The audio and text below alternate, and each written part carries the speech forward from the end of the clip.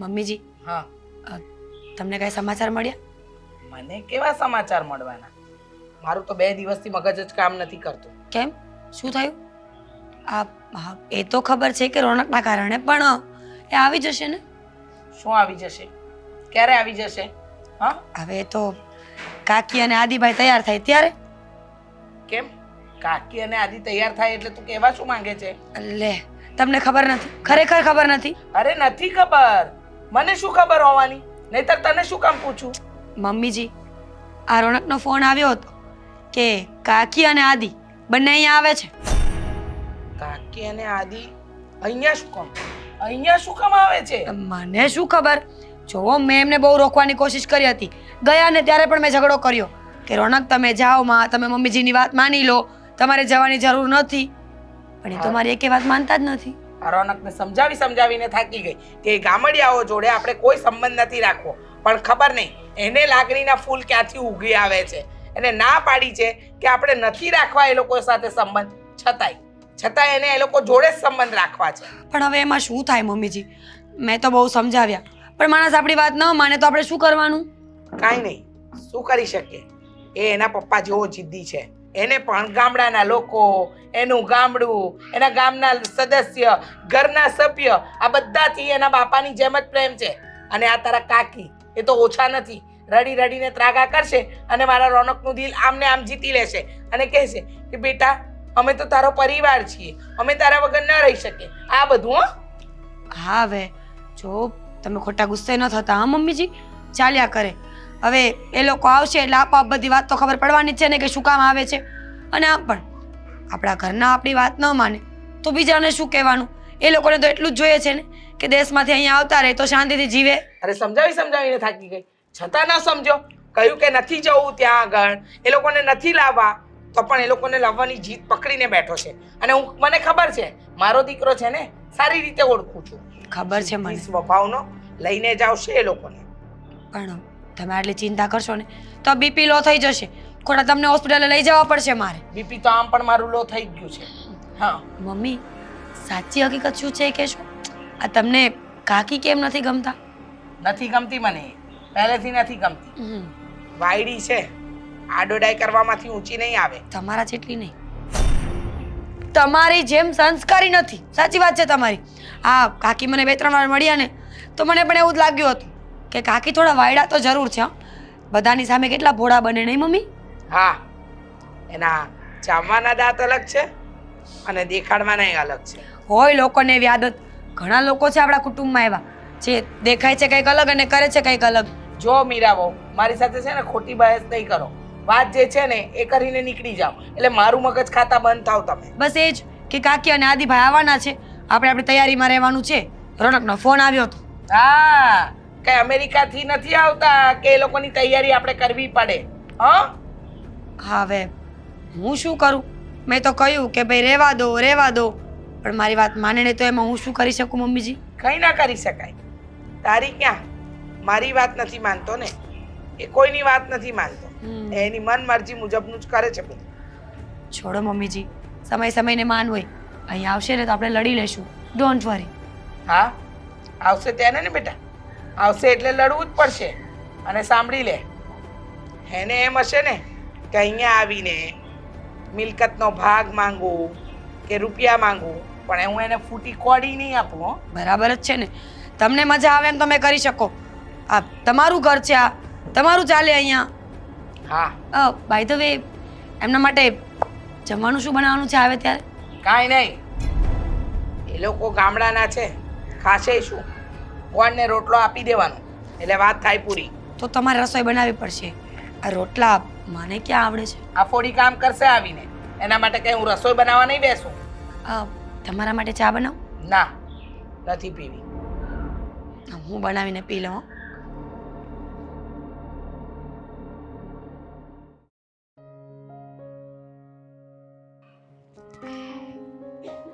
મોહન હારો છે કા અહીંયા? ગામડા જેવું જ આમ લાગે છે અહીંયા. હા હા, આ ગામડા જેવું લાગે તો ખરું જ ને. મારા દીકરાએ મહેનતથી આ બધું બનાવ્યું છે, પણ મફતિયા રોટલા હારા પચે છે કાવ. આમ કંટાળો નથી આવતો. ખાવાનો. અરે ગામડામાં કાંઈ ઓછું હતું ત્યાં શહેરમાં ગુડાણા. ક્યાં જરૂર હતી અહીંયા આવવાની તમારે? મોટા ભાભી, આ શહેરમાંથી ગામડે ગયા ને તેથી તમને ન કીધું કે કાં ગામડે જાવ છો, અને ગામડેથી શહેરમાં આવ્યા તે તમે તરત સંભળાવી દીધું. અમે લોકોએ નહોતું કીધું કે તમે ગામડે જાઓ. તમને પડારા હતા ત્યાં ખેતી કરીશું, ગામડાનું જ જીવન ગમે છે, મારા દીકરાની તબિયત અહીંયા હારી નથી રહેતી, એવી બધી વાત કોણે કરી હતી?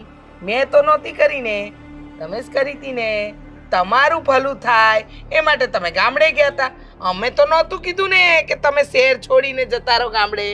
હા મોટા ભાભી, તમે હજી સંભળાવવા બાકી તો નથી રાખતા. આ જેથી નવા નવા લગ્ન કરીને અહીંયા આવી ને તેથી તમે આવું જ કરતા હતા. માણાની સહન કરવાની લિમિટ હોય કાંઈક. ઓહો, તો તું મને સહન કરે છે? મેં તને આમંત્રણ દીધું તું કે અહીંયા આય. હા, કંકુ ચોખા મોકલ્યા હતા કે અહીંયા આય. મોટા ભાભી, અમારા દીકરાને લીધે આવું પડ્યું છે. આ ગામડે ખેતીવાડી કરે છે ને તે નથી ગમતું, તે શહેરમાં આવ્યો છે. કેમ?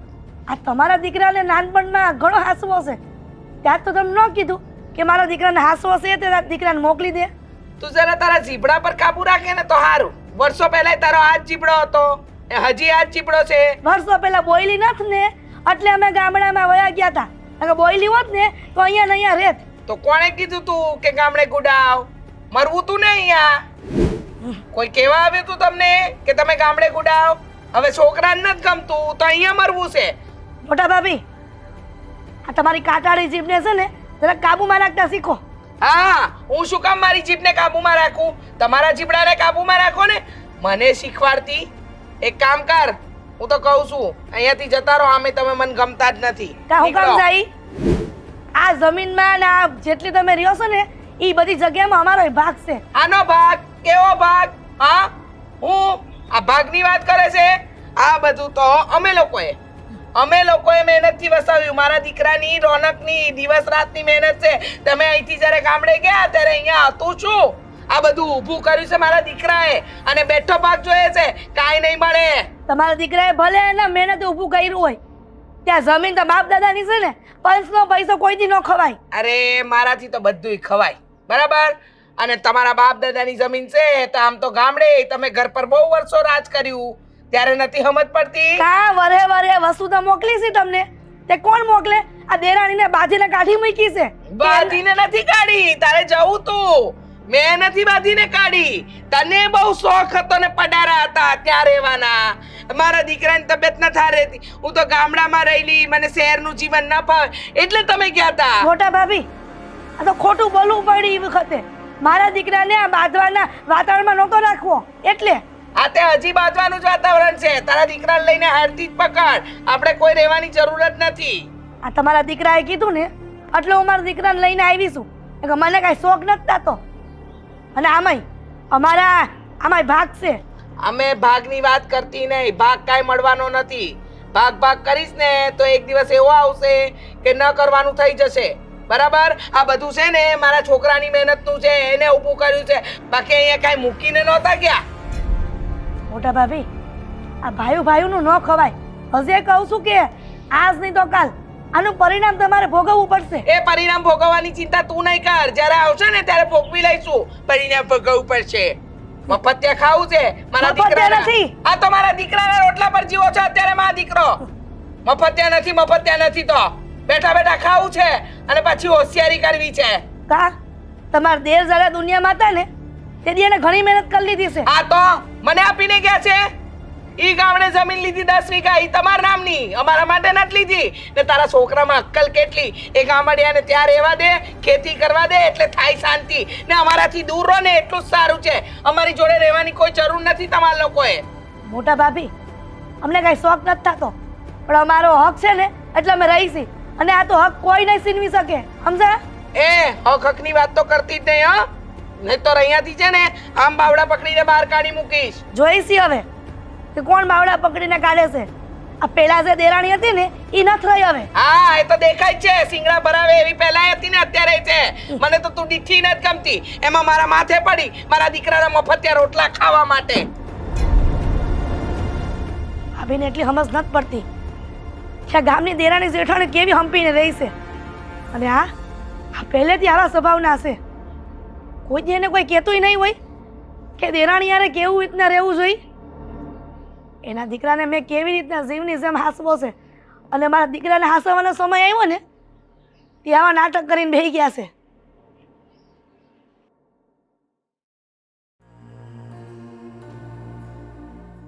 દબવી ત્યાં આવે આમાં ને ગોળામ પીવાનું આ ટાઢું તો આવે જ નહીં આમાં. શું કરો છો? પાણી આ પહેલી વાર જોયું હશે ને ફિલ્ટર? ગોળો એને ફિલ્ટર કહેવાય, ગોળો ન કહેવાય. પાણી રે અને ગોળો જ કહેવાય, માટલું કહેવાય. અચ્છા, તો દરિયાને, નદીને, ઝરણાને આપણે અલગ અલગ નામ શું કામ આપ્યા છે? બધાને ગોળા જ કહેવા જોઈએ ને? એ બધું પાણી વેરાયેલું કહેવાય. એ જેવું વેરાણું હોય ને એ પ્રમાણે નામ પાડેલા છે. હા, ઉપરથી પડે તો ઝરણું કહેવાય. હા, દરિયામાં છે ને એ પાણી ખારું હોય અને મેલું હોય એટલે એને દરિયો ધૂળિયો કહેવાય. પતી ગયું. હવે તું મને લેક્ચર આપીશ, જ્ઞાન આપીશ. અને જે ઓલું ભરેલું હોય ને એને તળાવ કહેવાય. હવે મારે તને શીખવવું પડશે કે કેને શું કહેવાય એમ. એકવાર કહ્યું ને કે આને ફિલ્ટર કહેવાય તો ફિલ્ટર કહેવાય. નાક જેવું તો કંઈ છે નહીં, શરમ નામની કોઈ વસ્તુ નહીં, અને કોઈના ઘરે આવીને કોઈ વ્યક્તિને લેક્ચર આપવો એ તો કોમન છે ને. ભાભી, આટલું જોરથી હું કામ બોલો છો? આ ગળું ઘાય જાય તમારું. અરે મારું ગળું ઘસાય તો તારે શું લેવા દેવા છે? તું તો મને એ કે આ રોકાવાનો કેટલા દિવસ છે? અહીંયા જ રહેવાના છે. આ ભાઈએ વાત નથી કરી? શેના માટે? જો ઓફિસમાં કોઈ ચપરાસીની જોબ નથી. તને ચા બનાવતા આવડતી હોય ને તો બોલ, હું રોનકને કહીને કોઈની ઓફિસમાં રખાવી દઈશ તને. અને આ તારા મમ્મી કચરા પોતા તો ફાવતા હશે ને? ક્યાંથી ફાવતા હશે? આ ગામડામાં તો કાચા ઘર હોય, નળિયાવાળા. હવે કચરા પોતા ક્યારેય કર્યા જ ન હોય તો કેવી રીતે આવડે નહીં? કેવી વાત કરો છો? હા, ત્યાં કેટલું કામ હોય. અહીંયા તમારે કઈ કામ ન હોય એટલું કામ ત્યાં હોય. તો શું કામ પડ્યા છો અહીંયા? હા, મારે અહીંયા ધંધો કરવો છે, કઈ નોકરી કરવી છે એટલે. અને આ ભાઈનું ટી શર્ટ પહેરી લીધું છે. જોયું મેં, દેખાય છે મને. ઉતરેલા કપડાં પહેરવાની આદત છે ને ઉતરેલા કામની. આ બધી વસ્તુઓ ઉતરેલી મળે તો આમ જીવ બળતરા ન થાય ક્યારેય, કે ક્યારેય નવી વસ્તુઓ લઈએ, પોતાના હકનું લઈએ. બધી જ વસ્તુમાં માંગવાની આદત હોય લોકોને. જુઓ, તમે જે બોલવું હોય બોલો, પણ હું અહીંયા જ રહેવાનો છું. ખબર છે મને, નકટો છે તું. તું અને તારા મમ્મી, ઓળખું છું તમને બંનેને બરાબર. 2-3 વાર મળી છું અને વાતો તો એટલી સાંભળી છે ને કુટુંબ પરિવારમાં. આ લોકો તમને બંનેમાં દીકરાને ભિખારી કહેતા હોય છે પાછળથી. ભાભી, હા જુઓ, માનું છું કે તમે મને ખીજાઈ શકો છો. મને જે કહેવું એ કહી દો તમ તારે. મારા બાને કઈ ન કહેતા.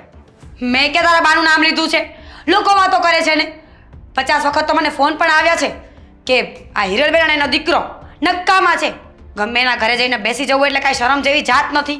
ભગવાને ઘર આપ્યું છે ને ગામડે, તો ત્યાં ટોચાઈને રહેવાય. આ કોઈના ઘરે જઈને માથે ન પડવું જોઈએ. જુઓ, હા જરા બોલવામાં ધ્યાન રાખો. નહીં તો શું કરી લઈશ? જુઓ, હું કાંઈ નહીં કરી શકું, પણ તમે મારું આવી રીતે અપમાન ન કરી શકો. નહીં તો તું શું કરીશ? હાથ ઉપાડીશ? અપશબ્દ બોલીશ? બિલકુલ નહીં. એવું થોડી કરાય મારાથી. હું તો તમને ખાલી એટલું કહું છું કે પ્લીઝ, હા પ્લીઝ. આ ઘરમાં તમને ક્યાં નડીએ છીએ? અચ્છા, નડે છે તું મને? તું મારા મગજમાં ઘૂસી ગયો છે, અને જ્યાં સુધી આ ઘર મૂકીને નહીં જાય ને ત્યાં સુધી તું મને નડીશ. આ ઘર અમારું છે, અને અમારા ઘરમાંથી અમે કેવી રીતે જાય? અચ્છા, આ ઘર તમારું છે? ઠીક છે, તમારું હોય તો પછી આપણે બધાએ કામમાં પણ અડધા અડધા ભાગ પાડી લેવા જોઈએ ને. તો એક કામ કર, મને ચા પીવાની બહુ ઈચ્છા થઈ છે. ઘર તારું છે એટલે કામ પણ તારે કરવું જોઈએ ને. તો તું ચા બનાવ, હું અહીંયા ઊભી છું. ચાલ બના. રસોડાના કામ મન ન આવડે, એ તમારે જ કરવા જોઈએ. ખોસરાય તો બહુ આવડે છે બાયુની જેમ. બધી વાતમાં પૂછપરછ કરવાની, ખૂણે ખચકે જોવાનું, ઘર તપાસવાનું. આ બધા કામ બૈરાઓના હોય, પુરુષોના નહીં. મેં એવું કાંઈ કામ નથી કર્યું. હા, તમને હું ગમે એ કરતો હોય તો તે તમારે તો 2 શબ્દો કહેવા જ હોય. પણ કરે છે શું કામ? ચૂપચાપ બેસ ને. મારતો હોઉં તો બહાર ખીજાવા આવો છો, ઘરમાં હોઉં તો ઘરમાં ખીજાવું છું, પાણી પીવું તો પાણીમાં ખીજાવું. અંધી જગ્યાએ તમારા વાળા વાંક જ ગોતવા હોય તો પછી તમને મળી જ જાય છે ને. શેરીમાં ઉભો રહીને ગામની છોકરીઓ સામે જોવે તો તને કંઈ કહેવાનું નહીં. આ લોકો ઘરે આવશે મારવા. ઇજ્જત આબરૂ વગરના નથી અમે લોકો કંઈ. હા માપમાં બોલો તો સારું છે. નહીં તો શું કરી લઈશ? મેં કોઈ દિવસ કોઈની સામું જોયું નથી. અને તમે છે ને આવી ખોટી વાત કરીને મને બદનામ ન કરો. ખરેખર ઇજ્જત વગરના લોકો સાથે વાત કરીએ ને તો આપણી જીભના કૂચા વડે, પણ એને તો બુદ્ધિ જેવું કંઈ હોય નહીં, તો આપણી વાત સમજે. એમાં તમે આવી જાઓ. હા તમે જ્યારે આવી વાતો કરતા હોય ને તો તમારી કેટલી ઇજ્જત છે એ ખબર પડી જાય. પડી ગઈ ને તને ખબર? પડી ગઈ ને તને ખબર? તો જા આવે, નીકળ રસોડામાંથી. ખબર નહીં મને જોવે ત્યારે પાછળ પાછળ ફર્યા કરે છે. હું ક્યાં આવ્યો હતો અહીંયા? સેન્સલેસ. હું કીધું તમે? ઇંગ્લિશમાં વખાણ કર્યા તારા કે તું બહુ સારો માણસ છે. Senseless, useless, વર્થલેસ. હા તમે તે.